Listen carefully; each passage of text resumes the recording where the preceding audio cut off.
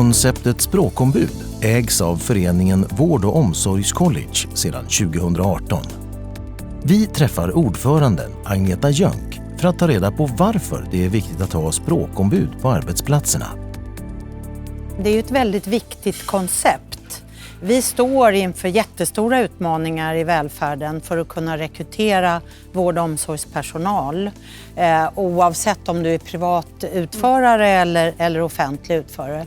Och då behöver vi ha språk som en kombination till att lära sig jobbet.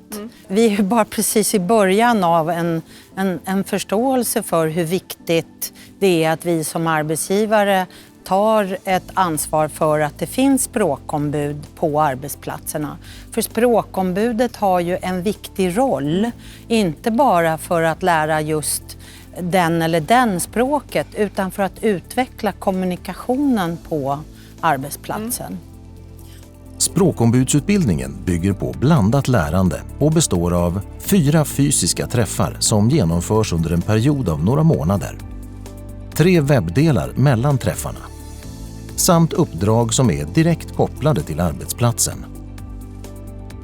Fackförbundet Kommunal ställer sig positiv till att det ska finnas språkombud på arbetsplatserna. Så här säger Lenita Granlund, avtalssekreterare. Språkombuden har en oerhört viktig funktion på arbetsplatsen med att stödja sina arbetskamrater i språkutvecklingen. Svenska språket är en kvalitet- och arbetsmiljöfråga. Språket är viktigt för att helheten och delaktigheten på arbetsplatsen ska fungera. Att kunna kommunicera och dokumentera på svenska är grundläggande krav för arbetet. Det verkar vara uppenbart varför språkombud är viktiga. Men vi vill helst veta lite mer på djupet vilken skillnad språkombud gör på arbetsplatserna. Och även om det är ekonomiskt försvarbart att satsa på språkombud. Vi får se om vi kan ta reda på mer. I det här projektet så är jag utvärderare av språkombudens roll på sina arbetsplatser. Jag tänker dels besöka arbetsplatser inom äldreomsorgen och intervjua språkombud och deras närmaste chefer och även medarbetare som får stöttning av språkombud. Och vad jag är ute efter och det som är mitt uppdrag i projektet, det är att utvärdera språkombudens roll. Gör de skillnad? Betyder det något att en arbetsplats har ett språkombud? Vi ska kunna föra en ekonomisk argumentation huruvida hela den här satsningen som samhället och arbetsgivarna gör på språkombud, om den är ekonomiskt försvarbar. Det vill säga vi ska titta på vad det kostar, hela den här satsningen i tid och pengar, och se på tänkbara effekter. Och då kommer jag åka runt hela Sverige här, från Norrland ner till södra Sverige, och intervjua chefer, språkombud, andra anställda som finns då på arbetsplatserna då där vi har genomfört satsningen på språkombud. Medan Aina och Anders åker landet runt för att följa upp språkombud så vill vi höra lite mer från de som redan har satsat på språkombud. Varför gör de det? Och vilka effekter ser de? Vi träffar Maria Grans, avdelningschef på Ljungby lasarett, som berättar om varför hon har valt att satsa på språkombud. Vi hade nämligen varit i en ganska så djup svacka vad det gäller sjuksköterskebrist på avdelningen. Och lyckats då anställa en sjuksköterska från Polen. Så då tänkte jag att det var en möjlighet att kanske hjälpa henne främst. Men sen samtidigt så kom den här möjligheten också att få in språkpraktikanter till avdelningen. Och då tänkte jag att det vill jag vara med på. Jag kan säga att har man väl börjat med språkombud så kommer man inte sluta. Men då är man tvungen att ha det helt enkelt. Man kan inte vara utan den funktionen.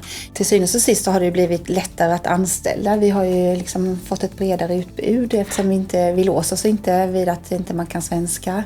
Att ha en språkombudsfunktion eller roll på avdelningen, det gör, alltså det som rent praktiskt gör, det är ju att man lär sig att hantera det svenska språket på ett annat sätt. Att det blir lättare att möta människor och personer som inte har svenska som första språk. Så det är väl det som är den främsta vinsten. Maria verkar ha hittat lösningen på sina rekryteringsbehov. Hon nämner också att de tar emot språkpraktikanter. Vi blir nyfikna och träffar en av dem för att höra vad språkombudet betyder för honom. Jag hade en tur eftersom de flesta av svenskar de kan engelska och det kan jag också. Så jag hade använt engelska i början. Men jag tyckte att det är okej att man pratar engelska om man är turist här. Inte för mig som vill att bo och jobba här i Sverige. Därför bestämde jag att lära mig svenska och jag försökte att göra det så snabbt som möjligt. Jag tror man måste, om man studerar något, man måste praktisera med det här språket som har lärt sig i skolan. Just det. Annars ska bli värdelös. Bara studera och sen man glömma direkt efter skolan. Det var i början, jag var rädd att säga något fel, men när andra, eller till exempel Louise, när var med mig, hon säger det är okej att säga fel, jag ska rätta dig. Så jag känner mig, det är okej. Jag ska bli mer bekvämare nu. Hon hjälpte mig mycket faktiskt. Inte bara med språket utan att visa mig systemet här. Ge mig en chans att vara med läkare. Vi hör ju att både Hassan och Maria är nöjda med språkombuden. Men vad är det som språkombuden gör som är så bra? Och utvecklas inte språket automatiskt bara man får ett jobb? Det finns en uppfattning om att bara man kommer ut på en arbetsplats så kommer språket att utvecklas automatiskt. Det finns gott om forskning som visar på att det faktiskt inte alls förhåller sig på det sättet, utan det beror väldigt mycket på hur man blir bemött på arbetsplatsen och i vilken utsträckning de människor man möter visar respekt för den man är och i den situation man befinner sig i, men också visar ett intresse och bemötande som på olika sätt gynnar både språkutvecklingen naturligtvis, men också hela integrationsprocessen naturligtvis. Som språkombud så har man många olika roller på en arbetsplats. Inte bara kanske det som i första hand verkar självklart, att tala om att nu får vi en ny arbetskamrat här som inte klarar språket så bra och det här kan ni tänka på i kommunikationen. Utan också för den som kommer ny till en arbetsplats och vet att det finns någon här som förstår min situation lite bättre än alla andra, som jag kan vända mig till. Okej, men vad säger språkombuden själva? Vad gör de i sin roll? Hoppas att vi kan få svar från Louise som är ett utbildat språkombud. Ja, nu har jag blivit kontaktperson för våra språkpraktikanter. Vi har haft 2 nu under de här åren. Jag ser till att de har någon att gå med varje dag de är här. Jag går ju inte alltid kloss till kloss med dem. Jag är också ledig mitt i veckan. Men att det är rätt personer som de går med. Att arbetsplatsen tänker på sitt språk. Att man är inkluderande och bjuder in språkpraktikanten till samtal. Så att man inte bara pratar snabbt och fort och missar att vi har någon som kanske inte förstår allt vi säger. Jag har varit med i handledningen utav våra sjuksköterskor från Polen. Varit deras stöd i tal och skrift och hjälpt dem. Och när jag har studerande då som är andraspråkstagare så är det också lite att tänka till kring att stämma av och fungerar det för handledaren och fungerar det för studerande. Och ha samtal med dem. Försöka ha lite reflektionssamtal extra med dem så att man känner att de är med och att de förstår. Och på sammanhanget på avdelningen. Vi går ju igenom mycket i början. Det är mycket tänka på. Dubbelchecka. Stämma av innan de ska gå in och göra någonting. Är du med? Förstår du vad vi menar? Repetera gärna. Upprepa. Att de liksom ger en återkoppling att men nu ska jag gå in och lägga om det här såret och jag ska använda detta materialet. Då. Och jag tror att mina handledare som jag har på avdelningen har fått en bättre liksom, kunskap med sig också när de handleder och känner att de är tryggare i sin handledning. På grund av språkombudsrollen då. Hos Maria, Hassan och Louise som kommer från samma arbetsplats fungerar det bra. Men hur är det på andra arbetsplatser? För att få svar träffar vi en verksamhetschef och en enhetschef från Ängelholms kommun. Vad ser de för vits med att arbeta med språkombud? Idag kan jag säga att jag visste inte vad jag saknade och jag saknar fortfarande många språkombud. Och vår ambition i kommunen är att ha språkombud rätt så tätt. Vi har sett sådana vinster i verksamheten, inte bara från den enskilde utan ända ner på brukarnivå. En av språkombuden berättade för mig att det blir en annan öppenhet på avdelningarna när man har haft ett språkombud under en längre tid. Så blir det en öppenhet och det blir ett lugn och en acceptans. Vilket hon beskriver att jag kan känna på min avdelning att det är ett lugnt och det ger ju verkligen effekt hos brukaren att det är en tillåtande och lugn atmosfär så att hela tempot lugnas ner och man tar sig den tid som behövs. Så visst får det ringa på vattnet ända ner för en stabil grupp ger en trygghet som genererar direkt ner till brukaren.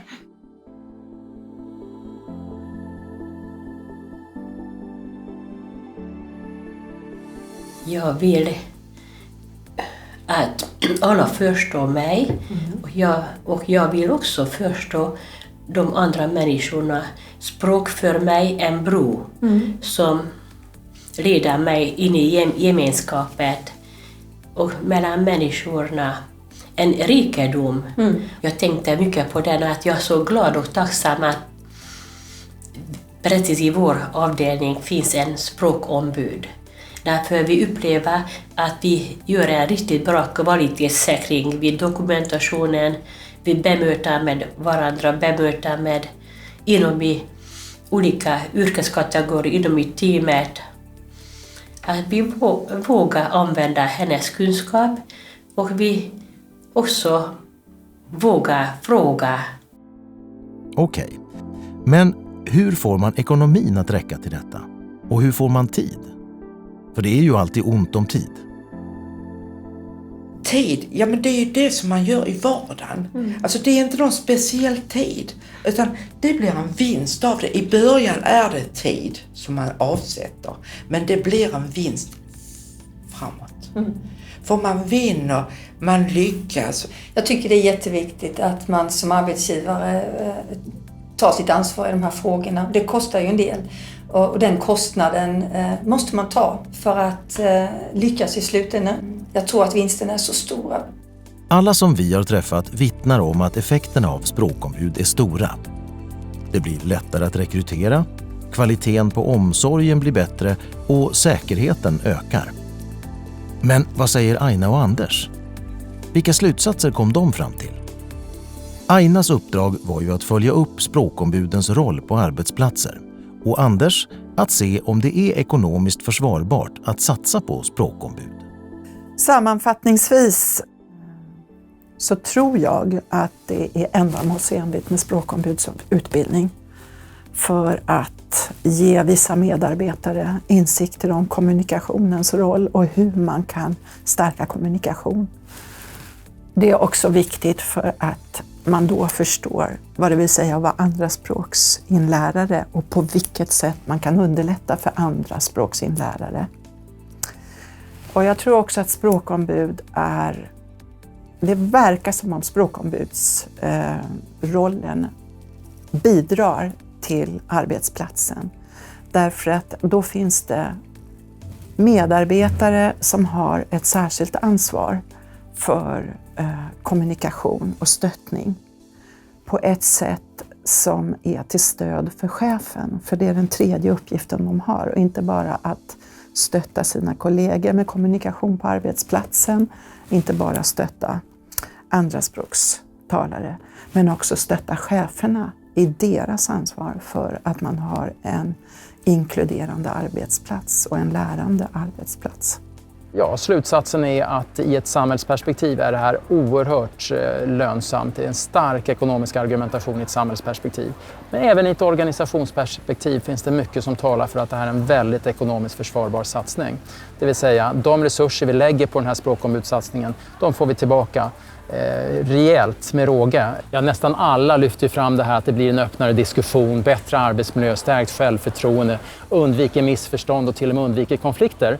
Men det måste ju leda till någonting i verksamheten också då. Och när jag då ställer frågan på vilket sätt märks det här i verksamheten, då kommer det ett antal effekter fram som i princip på alla ställen. Och framförallt det här med att de sparar tid. Genom att vi undviker de här missförstånden och att vi får en bättre kommunikationen så sparar vi tid. Och vi sparar tid på i princip alla arbetsplatser. Allt ifrån bara några timmar i veckan till många timmar i veckan. Den här sparade tiden innebär ju ett ökat resursutnyttjande som du kan använda till ännu bättre vård och omsorg. Och det är där någonstans vi har det övergripande målet med verksamheten. Det övergripande målet är inte att spara så mycket pengar som möjligt eller att få så mycket intäkter som möjligt, utan vi har ofta en given kostnadsbudget och utifrån den givna kostnaden så ska vi ha ett så bra resursutnyttjande som möjligt. Det vill säga, de pengarna ska vi kunna använda till så bra vård och omsorg som möjligt. Vi har fått många exempel från chefer som berättar att vi har personer som är väldigt lämpade för vård- och omsorgsarbete men som kanske inte skulle kunna komma in på arbetsmarknaden om vi inte hade gjort den här satsningen. Speciellt som vi har kompetensbrist eller kommer att få kompetensbrist inom det här området så är det här en jättestor samhällsaffär. Jag vill påstå att det är en miljonkronorsfråga för varje enskild person som vi på så sätt kan rekrytera som annars skulle riskera att vara arbetslös och till och med hamna då i utanförskap. Jag vill bara säga att satsa på språkombud och andra utbildningar med språkombuden, det ger effekt. Och långt mer oanad effekt än vad man har trott ifrån början.